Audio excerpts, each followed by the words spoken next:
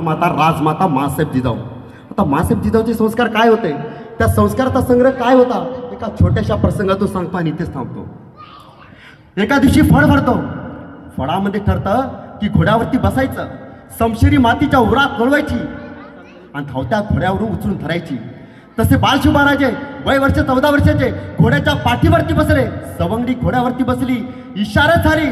सारे घोडे तुफान तुफान तुफान वेगाने धावतात. और बालशुभाराजे वय वर्ष 14 वर्षाचे घोड्याच्या पाठीवरती बसले. और बालशुभाराजाचा घोडा जसा जसा जसा समशेरी जवळ येतो तसाच बालशुभाराजाचा घोड्याचा तोल निसरतो. और बालशुभाराजे घोड्याच्या पाठीवरून खाली मातीत पडतात. अनेक मावळे बालशुभाराजांना उचलून घेण्यासाठी पुढे धावतात, परंतु मासाहेब जिजाऊंनी डोळ्याची इशारत केली. मावळे जागच्या जागीच थांबले.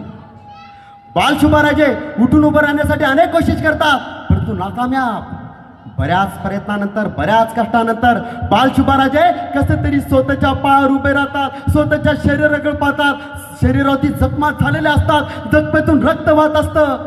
आणि मासाहेब जिजाऊन म्हणतात, मासाहेब मासाहेब आम्ही मातीत पडलो. मासाहेब दुःख आम्हाला त्याचं नाही. मासाहेब मासाहेब आमच्या शरीरावरती जखमा झाल्या. मासाहेब जखमेतून रक्त वाहत आहे. मासाहेब दुःख आम्हाला त्याचं सुद्धा नाही. मासाहेब मासाहेब आम्ही तुमच्या समोर तुमच्या जवळ असताना आम्ही तुमच्या समोर पडलो. मासाहेब परंतु तुम्ही आम्हाला उचलून घेण्यासाठी पुढे धावला नाही. मासाहेब त्यावेळेला मासाहेब जिजाऊ म्हणतात, अरे शिवबा, दुसऱ्याच्या सहाऱ्याने उभी राहणारी माणसं सतत नेहमी पडत असतात, परंतु स्वतःच्या पायाने उभी राहणारी माणसं कधीच पडत नसतात. हे शब्द वयाच्या 14व्या वर्षी बालशुभाराजाच्या मनामध्ये जोपासण्याचं काम मासाहेब जिजाऊंनी केलेलं आहे. म्हणून या महाराष्ट्रातली मासाहेब जिजाऊच्या विचाराची माता आज आपल्याला कुठं दिसत नाही. दिसतं का आमच्याकडं? झुकेगा नाही साला. त्याच्या पलीकडे आमची दुनियाच नाही हो. मी झुकेगा नाही साला हे डायलॉग तर आमच्या मराठी पोराच्या गळ्यातला ताईत बनलेला आहे. झुकेगा नाही, अरे झुकलं पाहिजे, वाकलं पाहिजे.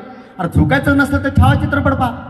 छत्रपती संभाजी महाराज छावा चित्रपटापुरते मर्यादित नसून अनेक वर्षापासून छत्रपती शिवाजी महाराज संभाजीराजे यांचा इतिहास तुमच्या आमच्या वाचनाची वाट पाहते, हे सुद्धा समजून घेणं तितकं महत्त्वाचं वाटतं.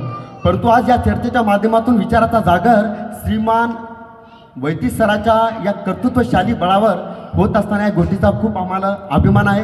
कारण की साहेबांचं सातत्याने म्हणणं असतं की बाबा चर्चा झाली पाहिजे, चर्चेच्या माध्यमातून अनेक बिघडलेले मस्तक सुद्धा सुधारू शकतात. एक अभ्यासू व्यक्ती